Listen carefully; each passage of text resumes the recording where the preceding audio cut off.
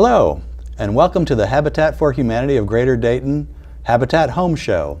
I'm Norm Miozzi, Director of Operations for Habitat for Humanity, and today I will be your host. Today we'll be talking to Mike Traen from Certified Energy Raters about the energy efficiency of the homes that we build. We're going to talk to him about our Field Operations Committee, of which Mike is a member, and so we hope you enjoy that. We'll also be talking to have a segment with Phil Kloose. It's going to be a special segment about paint, not your ordinary paint, but I'll let Phil talk more about that. And then lastly, we're going to take a look at our project that we have under construction at 650 Sennet Street in Miamisburg. We've made a lot of progress on that, so I'm sure you're excited to see what we've accomplished. So first I want to say thank you, Mike, for coming, and welcome to our show. Glad to be here. Thank you. Thank you. So, Mike, I mentioned that you're with Certified Energy Raters. Yes. And one of the things, of course, in our Field Operations Committee that we do is we focus on the family, and how does energy efficiency play into that? Well, the energy efficiency part plays in largely in the area of being able to keep the costs down for our families in terms of heating and air conditioning, and even lighting and that sort of thing, so that they have more disposable income than they would if they were in an older home that didn't have the energy efficiencies that we build into the home. So. Okay. And then so how does Certified Energy Raters, and of course you, how did you help us to make sure we do that? Well, and especially with Habitat, in my experience, it's over the years. When we first came on board in 2008, we were building an entirely different home than we are building today, even though they may look the same in terms of energy and energy efficiency. So we're on board with the committee to make sure that plan-wise we keep up with whatever the latest trends are in terms of energy efficiency. And we do, as part of what we do, inspections, training really with our site supervisors so that they know how to plug in volunteers to do the things that will make the house, even if it's just a little more energy efficient, that's a help. Mm-hmm. And so now we have a lot of volunteers.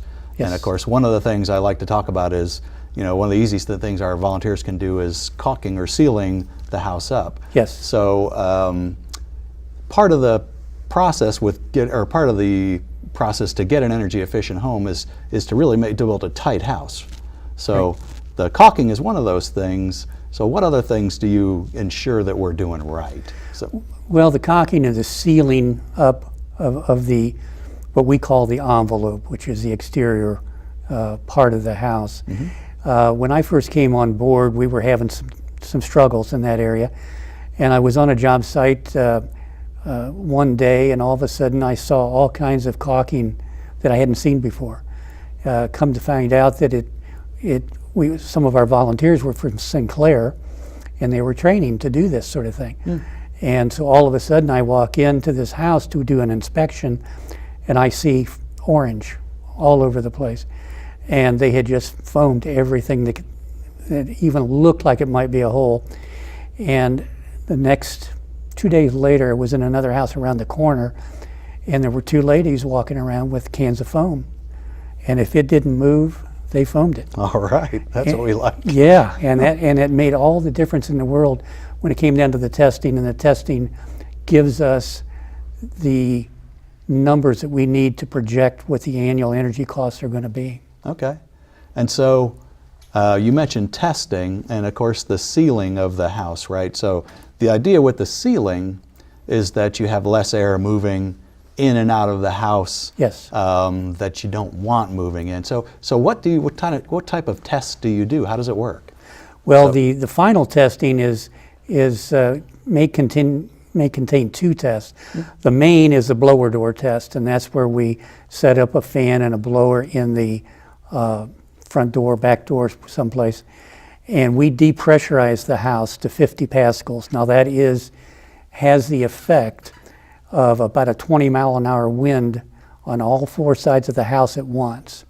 And nature being nature, it wants to equalize the pressure. It does not like unequal pressure. So it's going to try to bring air in to bring that pressure back up inside that house.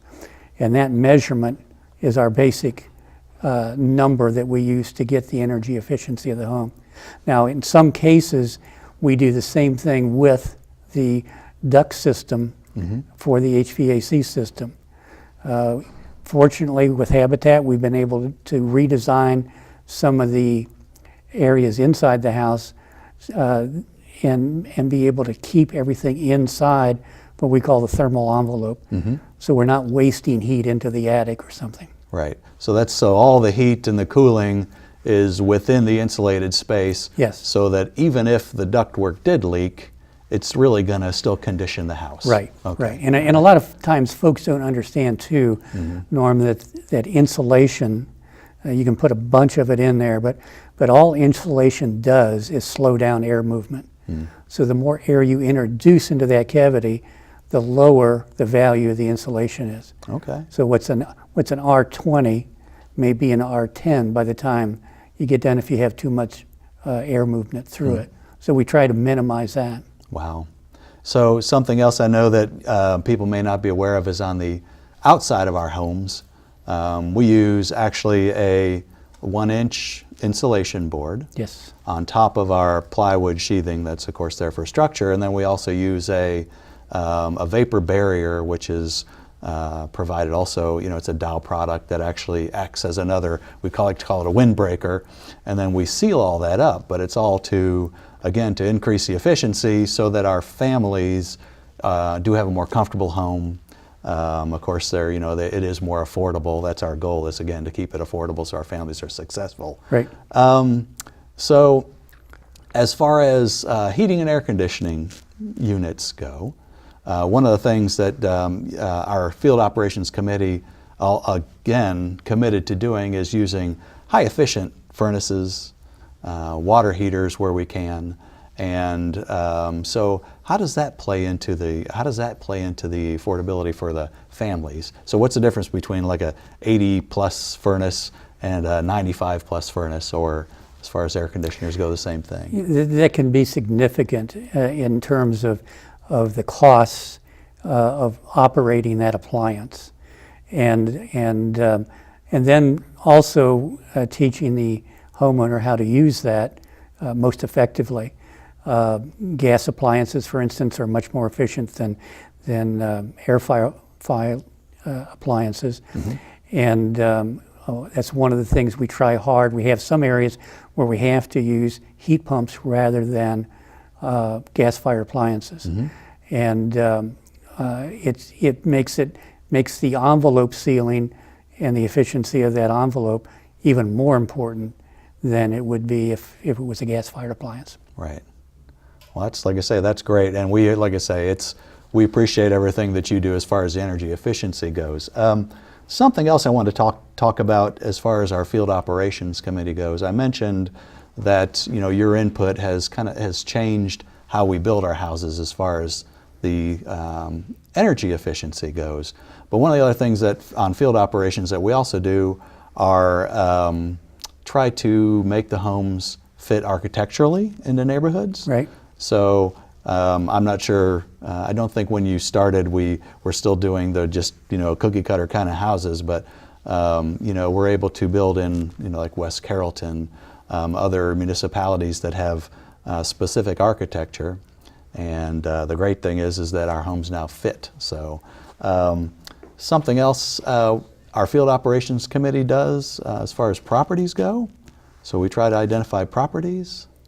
Yes, we do a lot on that committee with reviewing the inventory we have in terms of property. As you know, our homeowners are allowed to select the areas that are available for their home. Right. And some people have different criteria, and so we're blessed to have so many properties in so many different areas that we never seem to have a problem with having a family that picks what they want. I mean, it's not a waiting game for them in most cases. Right, right. Yeah, and we're fortunate now, of course, to be in Montgomery and Greene County, and so all the, like I say, I appreciate what you do, of course, for as far as for field operations in finding and selecting those properties.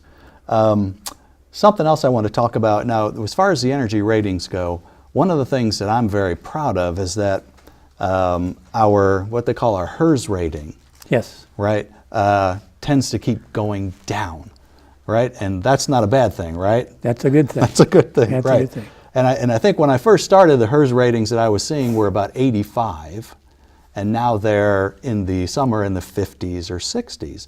So what does that mean? Well, that means that the standard code-built home starts out at 100. Okay. So the lower the better as far as what that number ends up to be. And we keep trying to get that number lower. And like you say, 50s, we're getting almost consistent with that. And that's in fact, it causes us, when we first got into this business, we found out that for every problem we solved, we created another one. And so now we have to make sure that we get air back into the house in some fashion so that we don't get stale air inside the thermal envelope. Mm-hmm. And so that's where we use our special bath fans or Yes. ventilate that ventilate all the time. But the nice thing about that is that we're controlling the air that's coming into the house rather than just having Mother Nature control how much air comes in or goes out of the house. Yeah, and that's the secret, that our homeowners have gained control over that Right. rather than nature controlling it. And it makes their life a lot easier, and ours too, for that matter. Right. Well, that's excellent. Something else I wanted to kind of bring into our conversation, typically during our show, Mike, I do a little segment called Norm's Know-How. And so I felt it would be really appropriate today. One of the things I've heard you talk to our homeowners about when we do our walkthroughs and just when our education is you talk about the thermostats. So we typically put in programmable thermostats. Right. But I know you've kind of given some advice that, let's say, taught me some things specifically about heat pumps. But if you could kind of talk about thermostats and maybe the most energy efficient way to use them?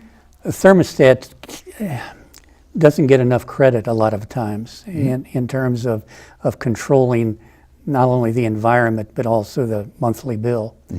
Our families are diverse a lot of times, and we may have people home during the day. Somebody may be sitting around doing something and it gets a little chilly and they turn the thermostat up. In our older homes, when I first came on board, we were using all heat pumps, and whenever that happens, the thermostat gets turned up in the wintertime, it kicks in the backup heat.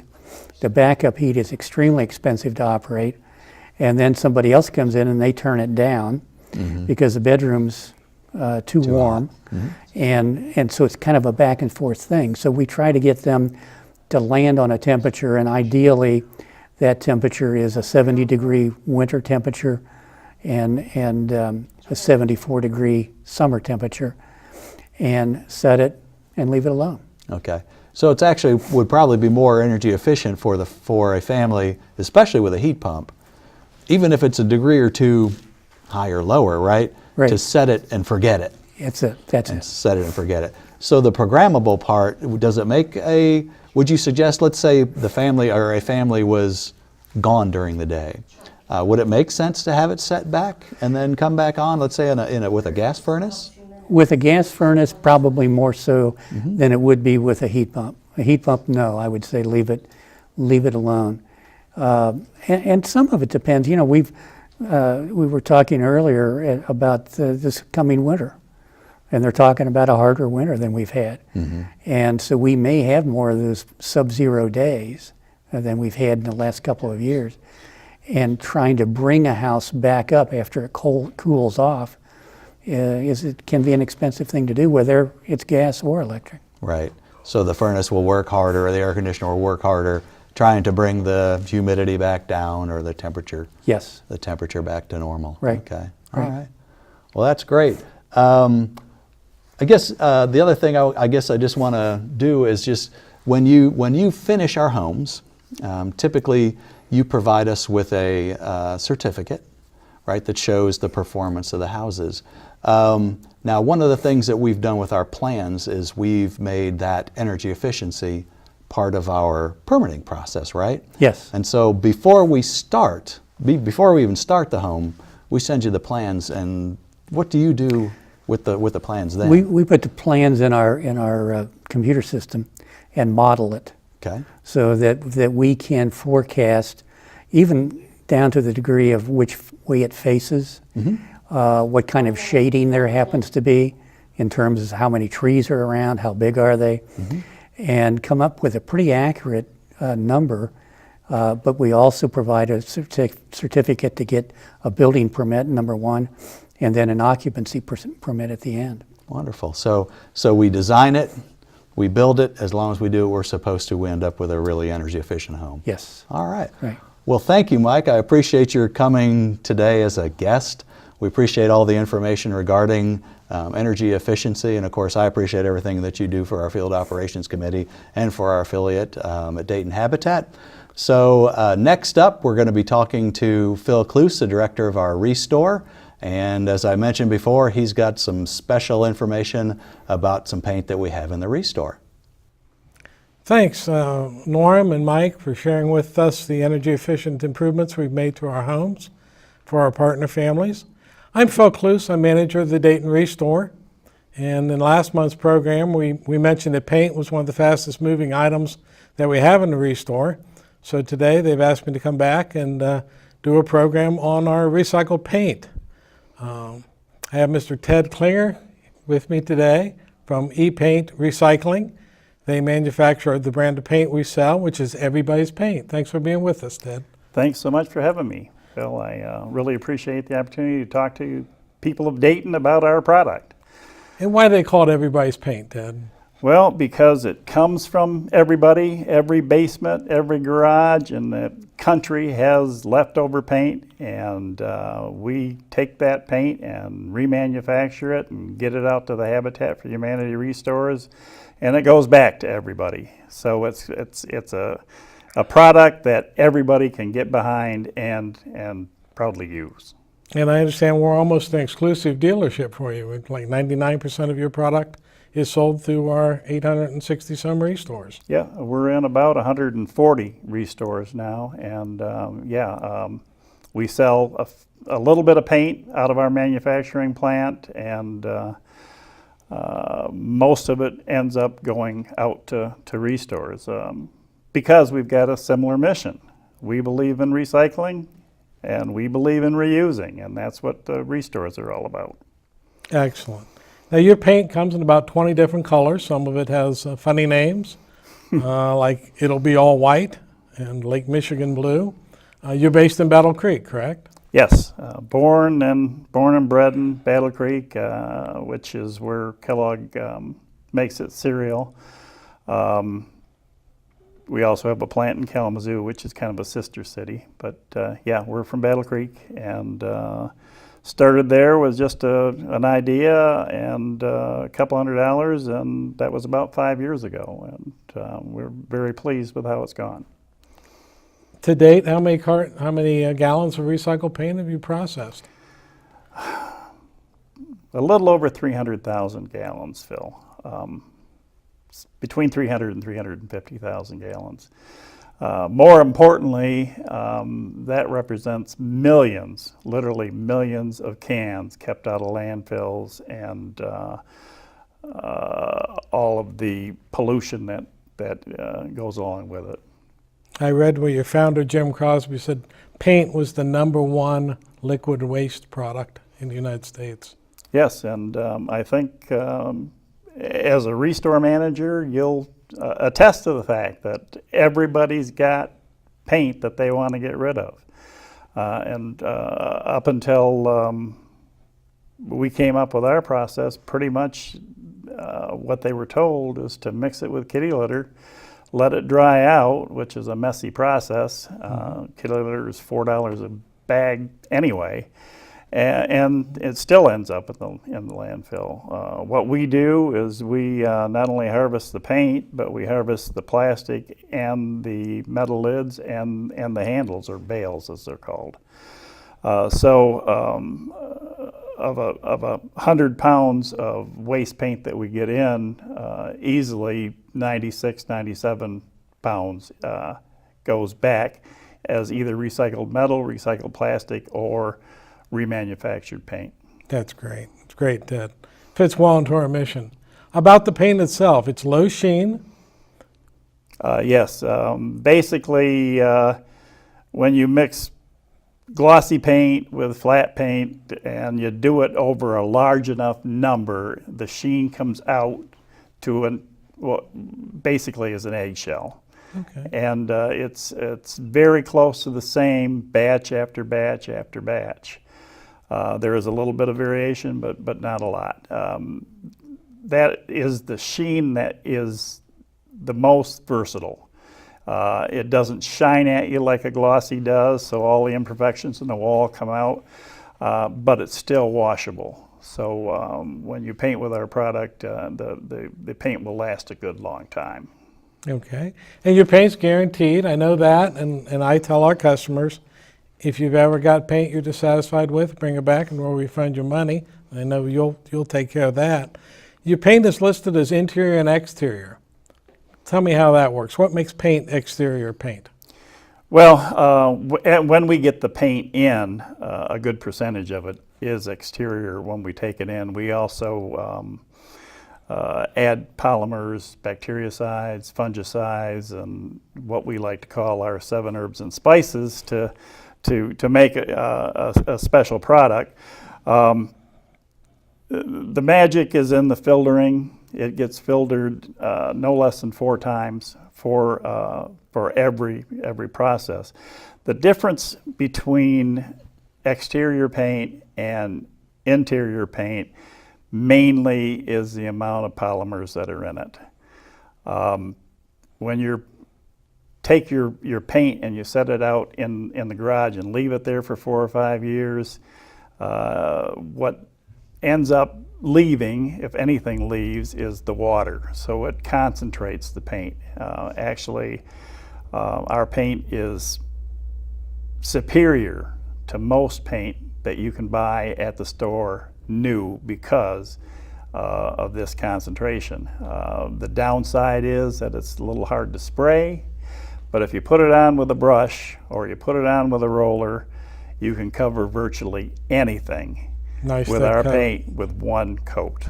Very good. Ted, thanks for coming in and visiting with us. I'd invite the viewers to come to our ReStore. We're at 115 West Riverview. We're open Tuesday through Friday, 9 a.m. to 5 p.m. and 9 to 3 on Saturday. Come in and see us, check out our paint and our paint supplies. We stock a wide range of brushes, rollers, drop cloths, paint pans, everything you need for your painting job.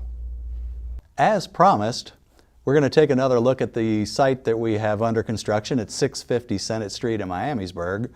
We've gotten a lot done since last month's program. Last month, of course, we just had the foundation completed, we had the yard graded, but since then we've had a lot of volunteers on site.